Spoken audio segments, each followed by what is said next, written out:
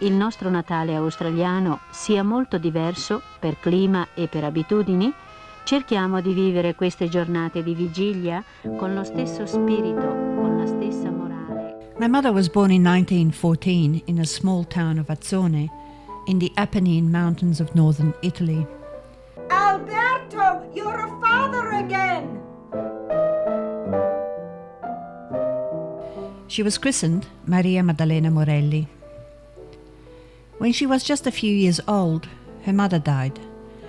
And when she was 7, Maddalena also lost her father in the disaster of the Gleno Dam. When the collapsed dam flooded and destroyed a whole town, Maddalena witnessed the tragedy, and her terror for water lasted all her life. She never allowed my father, who loved the sea, to live where he could see water. That terrible day changed her life. Her older brothers and sisters could not care for the young Maddalena, and they arranged for her to board in a convent, where she stayed until the end of her secondary studies. Maddalena, or Lena, as she was called, loved studying and planned to become a teacher. And so, when she had finished school, she enrolled in the Ca' Foscari University in Venice to study languages. I only remember that I was very upset because I haven't got the mother, I haven't got the father, and then just to carry on my life because the sister was looking after me, and then I started to study because I said if I can have some diploma or I can have some title, probably I can go my life. But that age is very difficult to remember. And then I start my study in Venice. I work in studying, and then we had the first life in Venice. Unfortunately, in 1940, just before she could graduate, Italy was at war. During the war, the authorities had encouraged young ladies to write to lonely soldiers, and Lena, being the kind person that she was, responded to the letters of a young soldier from Trieste. At the time, he was in Sicily. He was waiting with his platoon to be sent to join the Italian troops in Africa. I was a soldier, in Sicily. Dino Agustin, my father, was a highly creative journalist and author. He was a prolific writer and wrote Lena a letter a day. And as fate would have it, he never made it to Africa, and just as well, because only a few from his platoon ever came back. In December 1941, he and Lena were married in Azzone, the town where Lena was born. I get married, and then he was a very good one. I was very happy, very lucky to be married. Was a very nice person. Is with her parents, but she still work and study at the University of Ca' Foscari. Their start to married life was very sad. First, the horrors of war, and then the loss of their firstborn, Alberto, from meningitis. At the time of Alberto's death, I was 6 months old, and my brother Roberto was born a year later. Post-war Italy had little to offer, and in 1956, Dad decided that his family would migrate to Australia. I told to my husband, I said, everybody go to Australia, what we can try to do? And then he was thinking and said, oh well, if you try, we try to make an application and see what we can do. At 56, in May, we leave Italy for Australia. We left Geneva on the ship Aurelia and landed in Sydney on the 20th of May, 1956. There was this land which was paved with gold. Kangaroos running everywhere and koalas running around the place. Couldn't wait to come. Little did we know then that shortly after arriving in Sydney, Mum would become one of the most famous, influential, and highly decorated women in Australia. And as it is with most migrant families finding their way in a new land, no opportunity was turned down. Dad immediately found work spray painting fridges, and Mum was probably one of the first baristas in Sydney. I go to the shop. I went in Bankstown. I went to the shop, and then I saw the coffee machine. It was the first one, to make the machine. And I went to the shop, and then I said, I want a coffee. He said, nobody can do it because nobody can do it. I said, I can do it. And then they said, you can do I can do the coffee because I know. And then I started, and I worked there in that coffee for more than 2 years. This happened in a coffee shop in Bankstown where we lived at the time. My mother saw a brand new espresso machine. She was desperate for a good Italian coffee. She walked in, and as she did not speak one word of English, gestured that she would like an espresso. Unfortunately, her anticipation was very short-lived. The owner of the coffee shop had absolutely no idea how to operate the machine, and so Mum showed him. And not only did she get her good espresso, she was hired on the spot to make proper espresso coffee for his customers and wash the dishes. 6 months after her arrival in Sydney, Lena had a chance meeting with Evasio Costanzo, who was the editor at the time of the Italian newspaper La Fiamma. When he heard Lena speak, he asked her bluntly if her written Italian was as good as her spoken word. She said yes, and he asked her to write something for him and, then and there, offered her a job.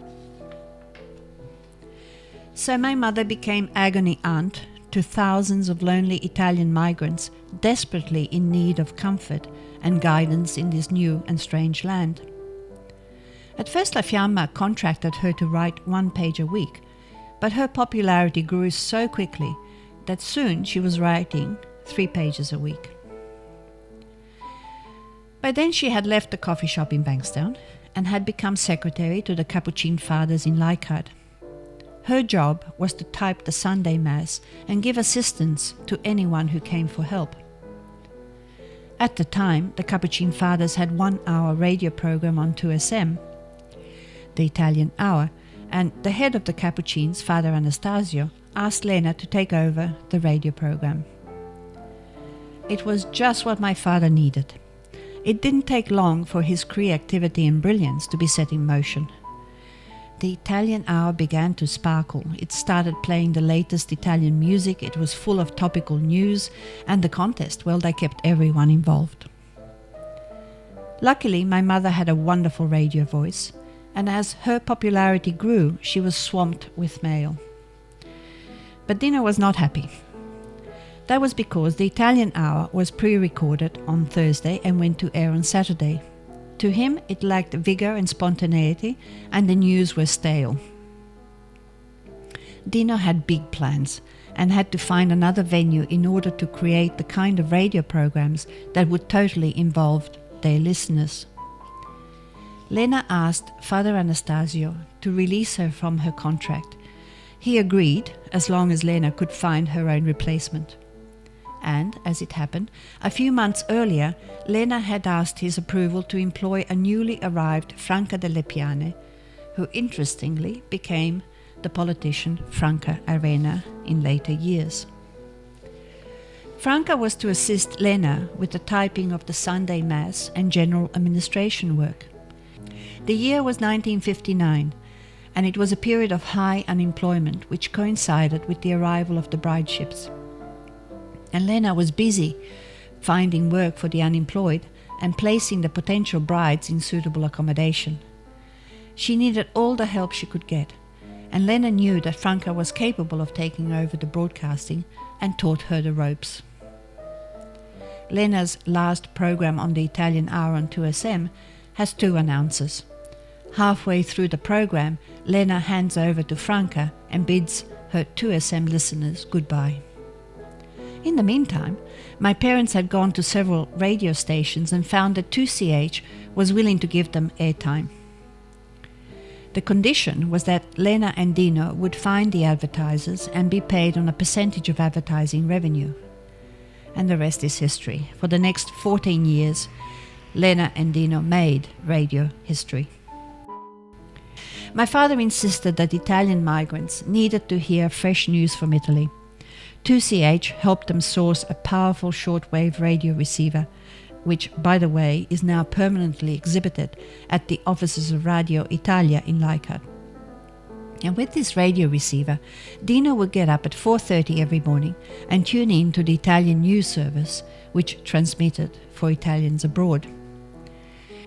The reception was usually appalling, but he recorded the news as best he could. He would then transcribe them, and my mother would read them that night on radio.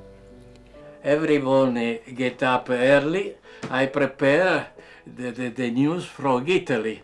You know, it's a short word, but very, very hard to pick up. Dino was adamant that the music on the programs had to be the latest and the most modern. So, Lena and Dino wrote to every record label in Italy and requested that they be sent the latest releases. They received records by the thousands. And my mother gave herself 100% to other people. It wasn't always appreciated.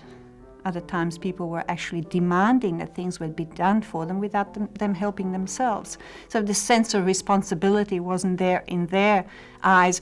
Here I am, I've come, I'm a victim of an earthquake, or I'm a victim of a flood, or I'm a victim of whatever, of society, you have to help me. And my mother would help. And then, of course, you know, the sheer frustration of it. I mean, she'd never go to bed before 3 or 4 a.m. in the morning. When Italian pop idols and movie stars visited Sydney, their schedule had to include a visit to the radio station for an interview with Lena. We have stars like Gina Lollobrigida, Walter Chiari, whom you may recall as the star of They're a Weird Mob, singers like Peppino Di Capri and Celentano, to name just a few. They all appeared as guests on Lena's radio programs. Such was the appeal of the programs on 2CH that they grew from 1 hour once a week to a total of 12 hours a week. Practically every night, Italians could listen to my mother, and reception in those years was fantastic. I believe that they could hear her as far as Noumea in the north and Adelaide in the west. Mamma Lena, la mia mamma sei tu. Mamma Lena, la mia mamma sei tu. In 1965, Nino Cavallaro wrote a little song called Mama Lena.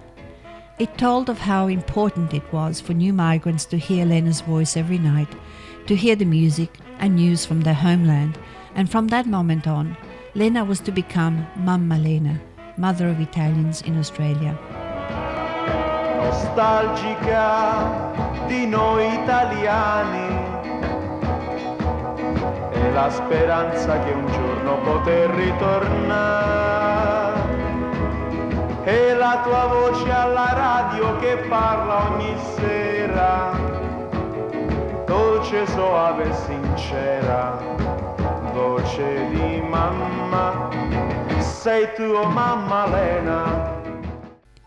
In 1969, for the 10th anniversary of Mama Lena's radio programs on 2CH, Dino produced a booklet called Arrivederci Roma, in which Mr. Huntley, 2CH manager at the time, wrote, "These 10 years have been a rewarding experience when I have seen the programs grow from a small beginning into an important facet of station activity. During this period, I have seen reluctance from those in authority to accept bilingual programs on Australian commercial radio develop into a happy relationship with the Australian Broadcasting Control Board and the Federal Department of Immigration and Education. 2CH is now permitted to program a total of 12.5% of its weekly transmission hours in this area, while the generally accepted level for all other stations is 2.5%.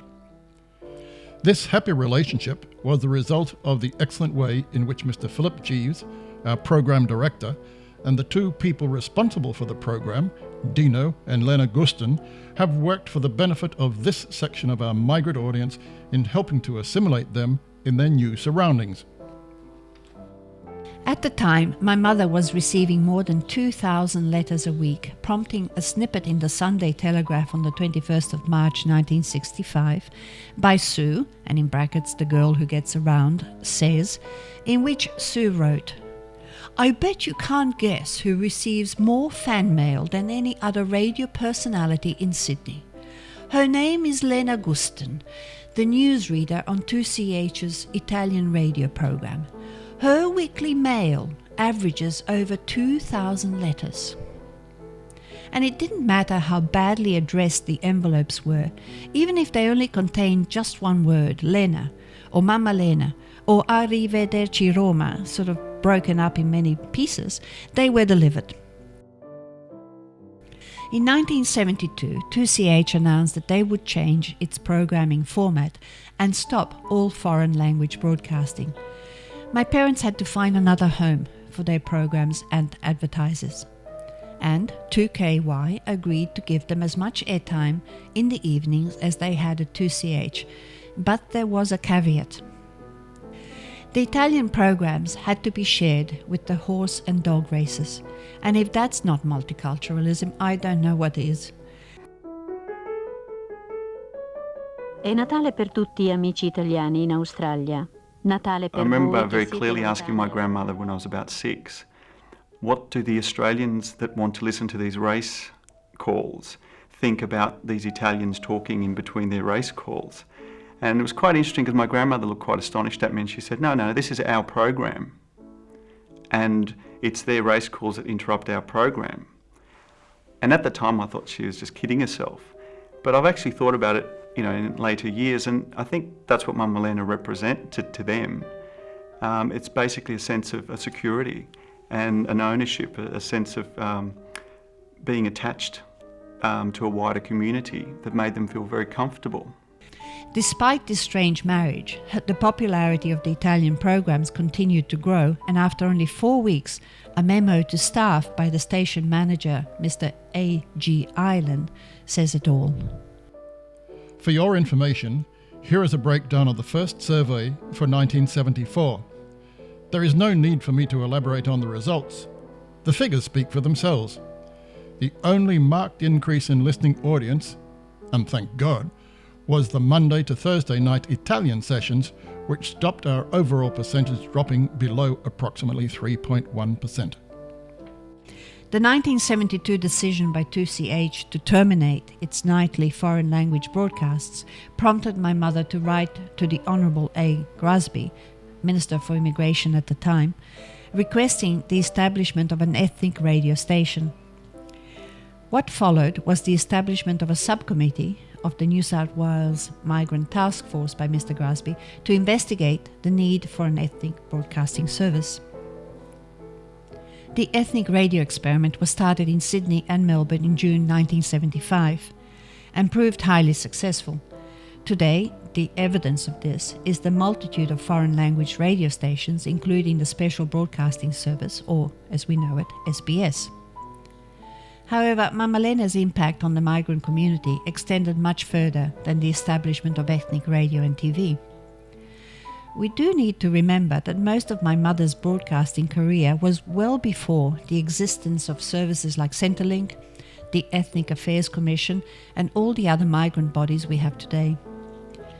Among the many advertisers on her programs, she had half-an-hour segments by the Commonwealth Bank and HCF. She also arranged for the Department of Education to teach basic English through her programs.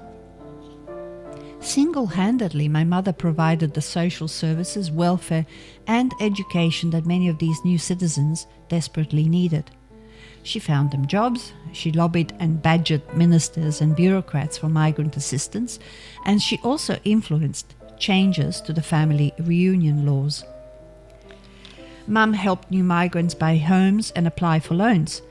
She taught them how to access health care services and raised tens of thousands of dollars for natural disaster victims in Italy and Australia. From 1957 to the late 1990s, my parents were the focal point of the Italo-Australian community in Sydney. They organised dozens of functions, balls, talent quests, contests and sponsor events. In 1979, to celebrate the International Year of the Child, Dino organised a multinational mini-festival at the Sydney Town Hall, inviting groups of children from all ethnic communities to participate. Mama Lena and Dino launched many careers. They helped countless new businesses and products establish themselves in Australia. Today, some of those businesses are household names: Nick Scali, Victoria Coffee, Cerrone Jewelry, just to name a few. Elena was a president of many associations, ANFE, Sorella Radio. Mama Lena was president and founder of many Italian assistance organisations in Australia and headed the ladies' committees of the now defunct Appia Club. In 1978, Mama Lena was asked by Prime Minister Fraser to be part of the National Women's Advisory Council as its Ethnic Affairs Advisor, a position she held together with Quentin Bryce, the now Governor-General, for more than 2 years, while at the same time fulfilling her radio, social and assistance obligations. We say in the 70s, why we don't do what childcare or something for the kids? As far back as 1972, my parents had the idea of building a childcare centre for the community.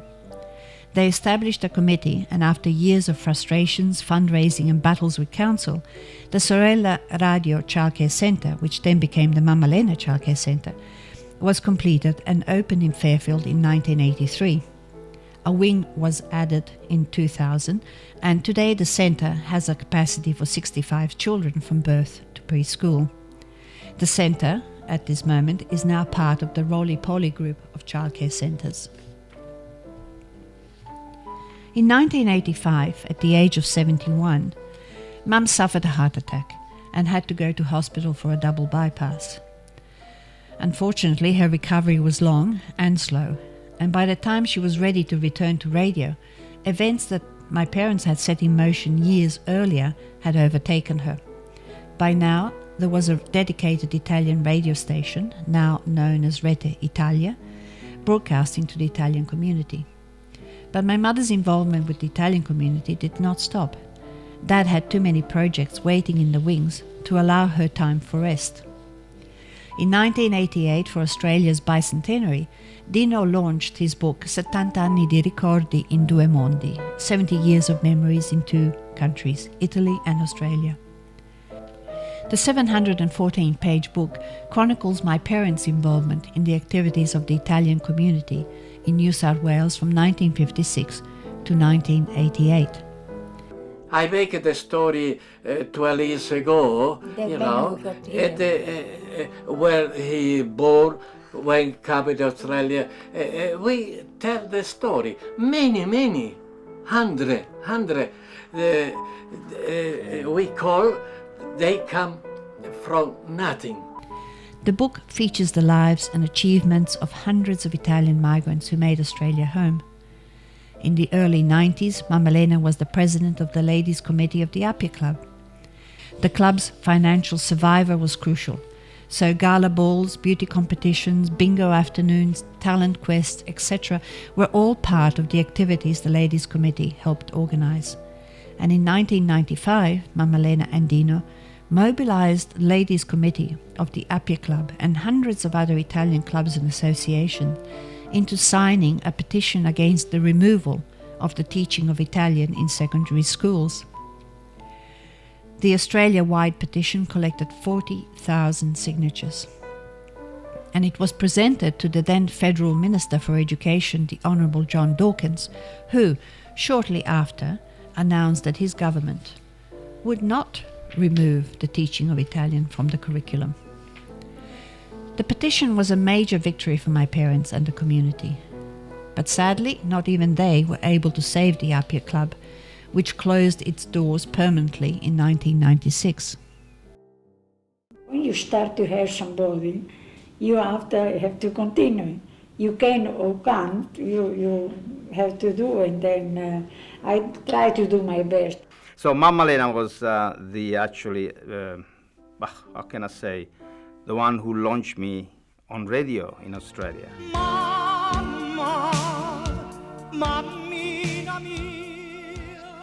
I believe that